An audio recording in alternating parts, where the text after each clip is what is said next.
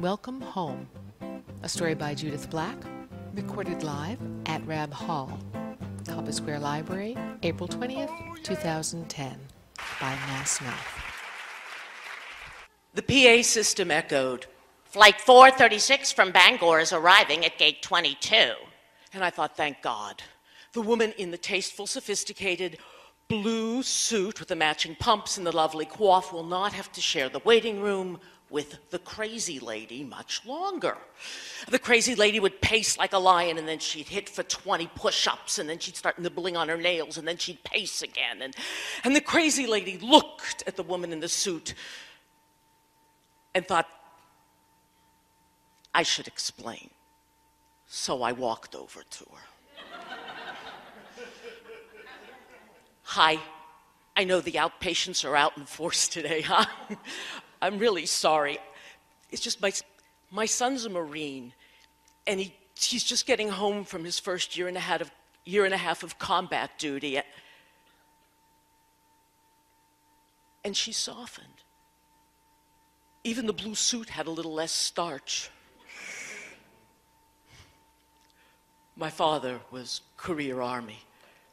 I'm one of the few people who can say, I think I know how you feel. But then she added something that we both knew was a lie. I'm sure he's fine. I used to volunteer at the Pine Street Inn. It's a place for homeless men, a shelter, and people call them bums, they call them alkies, they call them druggies, they call them lazy, but I know them. They're the garbage barrel of World War II. They're the guys whose hearts were too open, and they just couldn't take all the death and horror that poured in. And so they self-medicate. They still have tics. They don't look right in your eye. Their shoulders are folded in on themselves. Hey, every war has had its own word for these guys, haven't they? There's battle fatigue, shell shock. In our world, it's post-traumatic stress disorder. We know it from guys who've been to Vietnam. The guys who keep their backs against the wall, who don't want to be in groups, who in the middle of the night turn over and accidentally slug the person they love who they're sleeping with because they wake up with a horrific dream of people burning alive in napalm. A dream they can't relegate to a neat place in the back of their brain. And now my son was coming home. People started coming up the ramp. Excuse me, is this the Bangor flight? Thanks. And I saw him. I saw him, but I didn't yell out because every bit of mommy antenna just went, shh.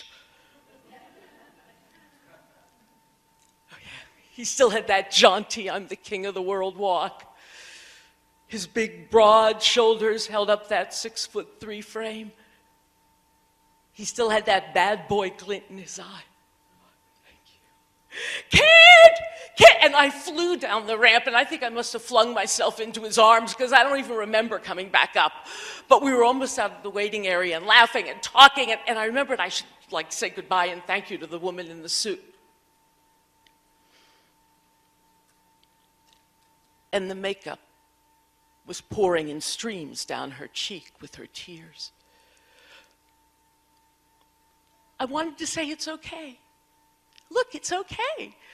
He's good, he's fine. He's whole.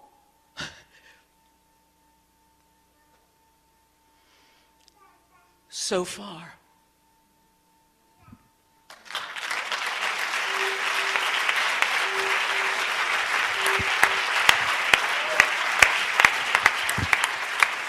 Chocolate Milk by Paul Hilowich.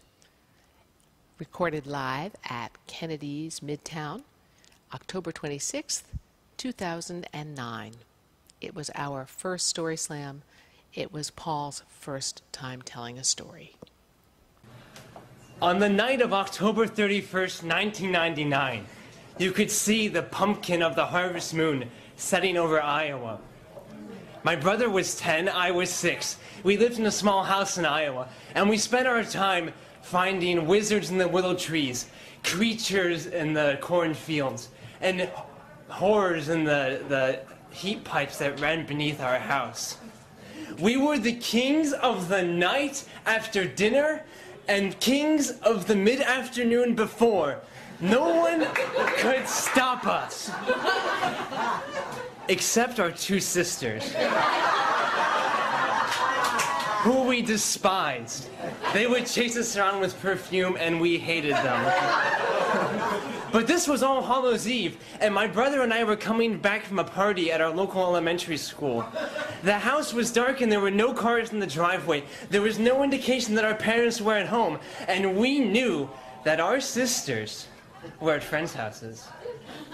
As I turned the key in the lock to open the door, we faced a moral dilemma, my brother and I. The same sort of moral dilemma that every kid faces.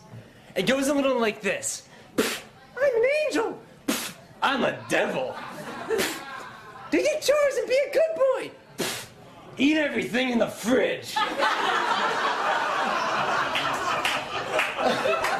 Well, it didn't take long for us to decide between those two choices, and we made a beeline for the fridge, because inside those cheap plastic doors, inside a cheap plastic carton, was the nectar of the gods, chocolate milk.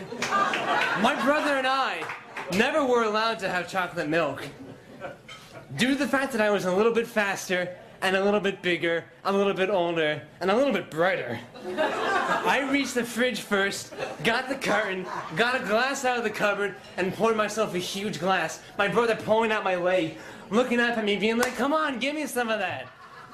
I hand him the carton. He pours it into his glass. A single drop falls into the glass. I left nothing for him. What'd you expect? He's my little brother. He's a little annoying. He's terrible. So as I take the chocolate milk and bring it to my lips, the little man looks up at me, puts a scowl on his face, jumps up and slaps the cup. It goes flying through the air, splaying its wonderful contents all over the kitchen walls, the curtains, the tablecloth, everywhere. It lands on the ground. I would have yelled at him. I would have put him in a headlock and kept him there till he was sorry. But we heard something that made us realize we were not alone. Boom, boom, boom. The sound of footsteps coming from the upstairs, probably alerted by the loud crashing noise of the glass falling on the floor. Boom, boom, boom. The steps grew closer. My brother looked at me. I looked at him. Boom, boom, boom. My brother grabbed me. I grabbed him. If we were gonna die here, we would die in each other's arms as brothers. The shadow comes through the door. We scream. A large shadowy figure rises up, looming tall and proud and powerful. And it was no monster. It was no stranger. It was our father. And you know, that's really terrifying. Because while he didn't seem to notice the strange embrace my brother and I were in.